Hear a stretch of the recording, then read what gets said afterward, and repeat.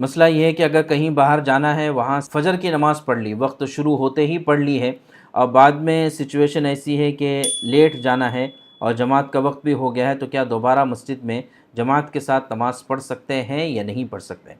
تو اس سلسلے میں دیکھیں کہ فرض نماز جب تنہا پڑھ لی ہے تو دوبارہ جماعت میں شامل تو ہو سکتے ہیں، البتہ اس میں چند شرطیں ہیں۔ جیسے امام شافعی رحمۃ اللہ علیہ کے مطابق تو آپ پڑھ سکتے ہیں، کوئی حرج نہیں ہے۔ آپ فجر کی، ظہر کی، عصر کی، مغرب کی، عشاء کی کوئی بھی نماز اگر آپ نے اپنی پڑھ لی ہے اور جماعت کا وقت ہو گیا ہے، آپ دوبارہ نفل کی نیت سے شامل ہو سکتے ہیں، کوئی مسئلہ نہیں۔ البتہ امام ابو حنیفہ رحمۃ اللہ علیہ کے نزدیک آپ